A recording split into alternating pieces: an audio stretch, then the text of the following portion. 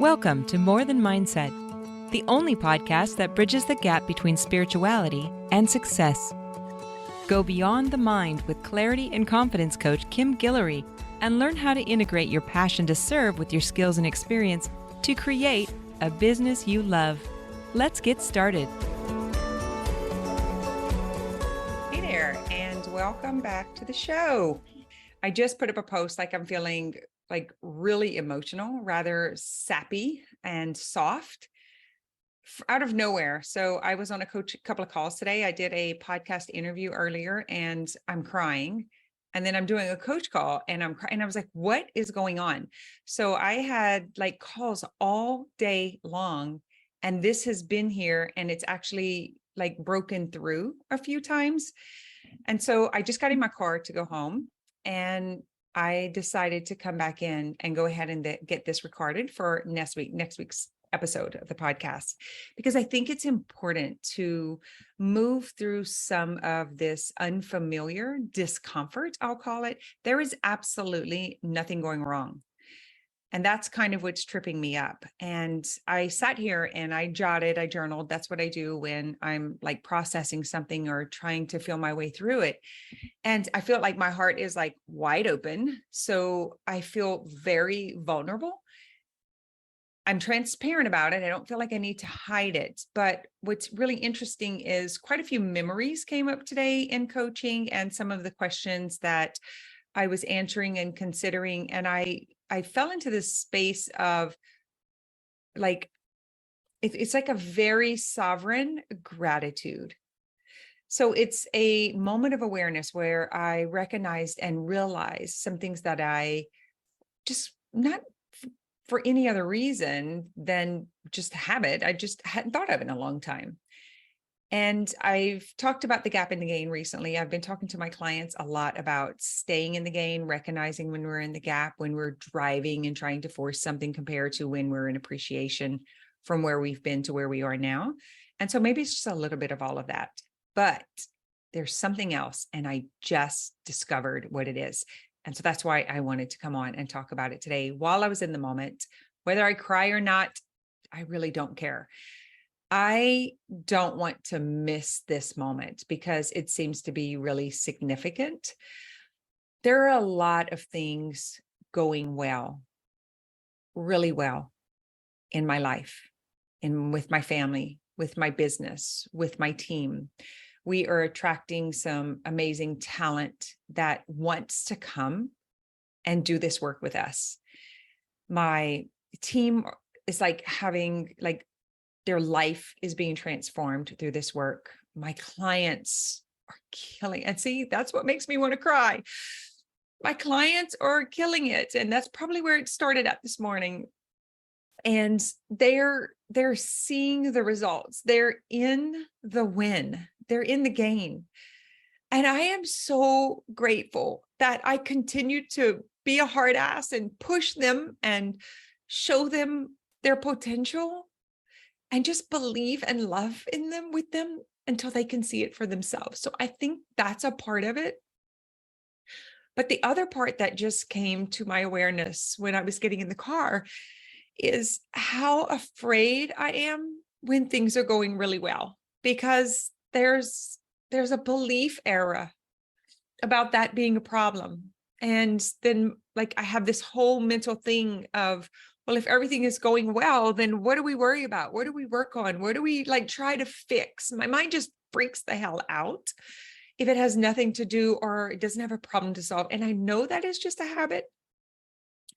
But the reason I wanted to speak on it and be vulnerable about it is because most of us who are driven to create impact in this world, to move change forward and to break these old patterns, to get out of scarcity, hit these spots. We hit these moments where it's just crap moving through the emotional body. It's nothing, but my mind wants to make a big deal out of it. And I realize it is residue. It's just old leftover stuff that has no place to go. There's no place to attach to. It doesn't have any emotional relevance. It's just there. It's just moving through. If any of you are meditation practitioners, and while you're sitting in meditation, thoughts will happen and emotion and discomfort will happen. And it just moves through us. We don't stop and pay attention to it. But when you are in everyday life and not in meditation, sometimes we get caught up or tripped up in thinking that there's something wrong. I don't have a problem. There is nothing wrong. But there's something happening within my nervous system, within my neurology, by meaning my thoughts, whatever's going on in my mind, whatever's going on in my brain and my body, that's having this sensation, this feeling that's coming up, that I should be afraid that things are going so well that something bad is going to happen. And I'm very curious about all of you who are doing big things in the world, or you have taken the weight off, you've making the money, your relationships are going really well. If this happens to you, because I happen to know for a fact it does. So I'm going to read something to you. It's very short, but I think it's relevant. So as soon as I came into the office, I grabbed my book because I put this in the book on purpose. It is probably one of the things that was really significant when I was moving away from scarcity and unresolved traumas and like just not wanting to be here on planet Earth, like all of those things, and what was the resistance that was going on in with me. And when I read this, it made so much sense. So I want to just kind of plug it in here. The author is Marianne Williamson, and it comes from her book, A Return to Love. Our deepest fear is not that we are inadequate. Our deepest fear is that we are powerful beyond measure. It is our light, not our darkness, that most frightens us. And we ask ourselves, who am I to be brilliant and gorgeous and talented and fabulous? Actually, who are you not to be? You are a child of God. Your playing small does not serve the world. There is nothing enlightened about shrinking so that other people won't feel insecure around you. We are all meant to shine, as children do. We are born to make manifest the glory of God that is within us. It is not just in some of us, it is in everyone. And as we let our own light shine, we unconsciously give other people permission to do the same. As we are liberated from our own fear, our presence automatically liberates others. And this is exactly what is happening. The discipline and the commitment to stay in this, the drive, the desire to get these tools and this work into the hands of more families and break generational cycles and patterns to get families out of scarcity and to believe in healing, to believe in health and wellness and wealth. And that is available for all of us.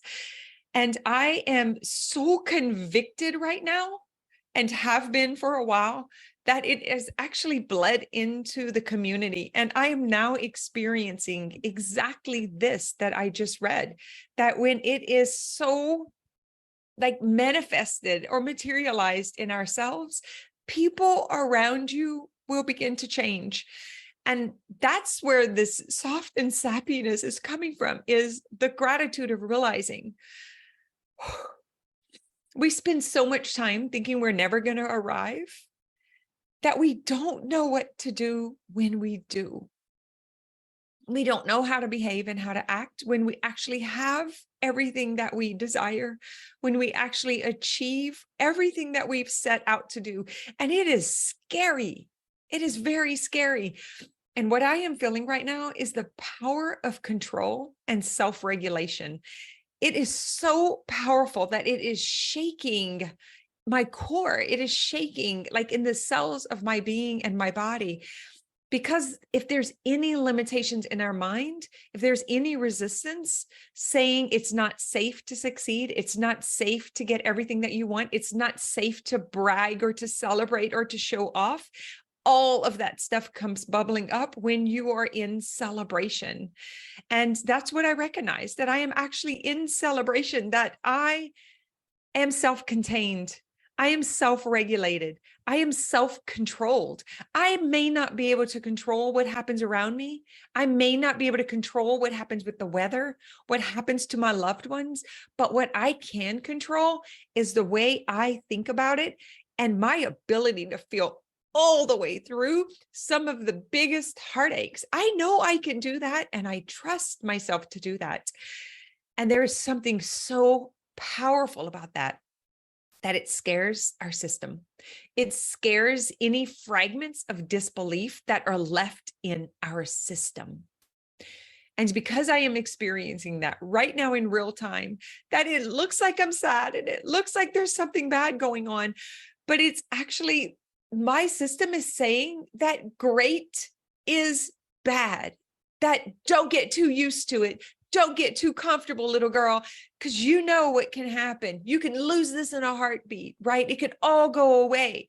And that right there is what all of us have to face. And why so many of us shut down and we're not willing to win, because we don't want to experience any sort of failure or stop or discomfort of getting off of that high, getting off of that pedestal, getting off of that success wagon, because we know through experience that in order to get into the position that we're in right now, we have to go through discomfort. And so we know that this high has a low, and we immediately go into trying to protect ourselves from it by bringing the high down. And I am not. And that's why I wanted to do this live. And that's why I wanted to do it raw. Not this time. Not this time. Some of you can say, not this time, Satan, not this time, limiting beliefs, not this time, mind mental drama, or whatever it is, not this time, whatever's going on in my neurology. But it's not, I'm not pausing this celebration.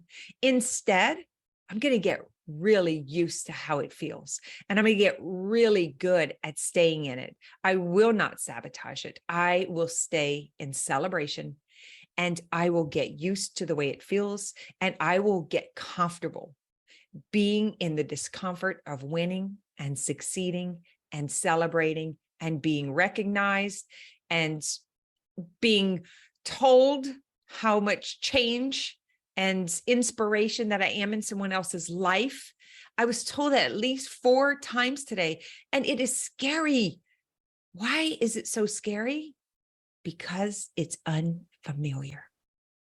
We spend so much time hoping to be recognized, to be heard, to be acknowledged, to create an impact, that being in that gap of thinking it'll never happen, we'll never have a big enough audience, people will never believe us, we'll never be able to get enough business, whatever that gap is, we spend so much time nurturing all that disbelief that we can't see the gain and how far we've come. And that's what happened from early this morning. I'm on a call, by the way. I coach and have an accountability call with all men. And 3 of my clients today were men. And I'm like, what is up with this? I've had a ladies fitness gym and business for 20 something years. And all of a sudden I am surrounded and in these rooms with all of these guys. And I'm all like sappy Sally today. Super interesting. It is about success. It is about getting comfortable with success. And here's the thing. If you don't get comfortable with it, if you don't get familiar, if you don't get used to it, there's a part of you that will sabotage it so that you can go back to the norm. So you can go back to comfortable, so that you can go back to knowing. But if you have listened to me for any amount of time, you know that my favorite phrase is, I am willing to be surprised by what else is possible that my mind has yet to imagine or experience. And this right here is that. I am willing to experience success and celebration, and it become a norm in my life, that I do not have to dilute my success. I do not have to quiet my celebrations in order for someone else to feel comfortable because they haven't done it. Instead, I choose to be the role model, the example, and the inspiration to show them that it's possible. I will not go down that path again. And this is my commitment to you and to me. I am disciplined. I am motivated. I am certain. I am convicted. And most of all, the thing that I talk about today that really opened this up for me is I am a conduit of this work that moves through me. And I don't need to hide that. And I don't need to quiet that. I actually just need to be. I just need to move through the world in celebration, not hide the success, not talk about it so that someone's not comfortable. Instead, so what if they are uncomfortable? Maybe it will compel them to get moving. Maybe it will convict them. Maybe their soul will wake them up and say, hey, you got to go do it too. The whole reason you're having an issue with this and you're uncomfortable is because you're not doing what you know you can do. So what if we give people around us the opportunity to be uncomfortable in our success? How would that go? How would that look? Powerful, right? So powerful.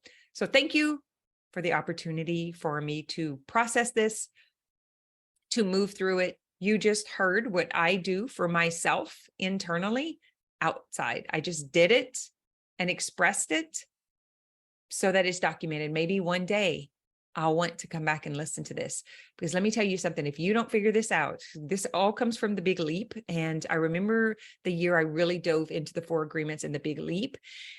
And it is about hitting an upper limit. I am in an upper limit right now. I have exceeded financial goals. I have exceeded client capacity. I have everything I thought I couldn't do. I have now done. Now what? Now what? That means, holy smokes, I got to go back through the cycle of transformation because I got to pick a new goal because my goals are already done. Now what? And all this freak out happens. And the Big Leap, it's Gay Hendricks that wrote the Big Leap, talks about this upper limit. So you lose the 50 pounds or the 30 pounds, and then you don't know what to do with yourself, and you don't know what to do with this new you. You haven't acclimated, you haven't integrated this new thin self. And so you go sabotage that. And you do the same thing financially with your successes. So maybe now you have $100,000. Maybe now you got $50,000 in a savings account. There's a part of you, the part of me that showed up today, that's like, got to get rid of that. That is not safe. Don't do that. It's going to be too hard to lose. It's going to be really bad when you fail. They're going to make fun of you. They're going to laugh at you. Don't let people know, because if you can't do it again, right? That is what you got to look out for. That's the glass ceiling. That's the upper limits. What we got to do instead is we got to raise the belief lid and we got to move on to the next. Do not bail out. Do not give into this, and do not celebrate the successes. That is what I have for you today. I am going to continue to celebrate this and hold on to it, as uncomfortable as it is. And as much as I want to cry right now, I'm going to hold on to it, and I'm going to breathe through it, and I'm going to integrate and embody this inside of this flesh, this bodysuit, and it will become a part of me.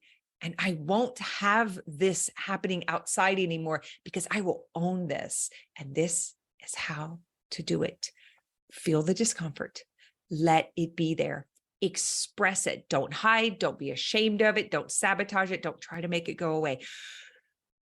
Stay with it. Find someone to talk to that you can trust that's not going to tell you you need to settle, you need to play small, you don't need to work that hard, money's not everything. Don't go to those people. Come to my community. We'll keep you boosted. We'll help you stay in belief until you can stay in belief. That is the work that we do. Come into the More Than Mindset world. Come into coach training or anything that I do with employees and employers and owners and all of things. Come into a world that you do not have to apologize for being successfully or for wanting more money. There is no shame in wanting money. If you want to have a pleasant, joyous experience on planet Earth, you better get used to money because money is access to those things. All right. Love you.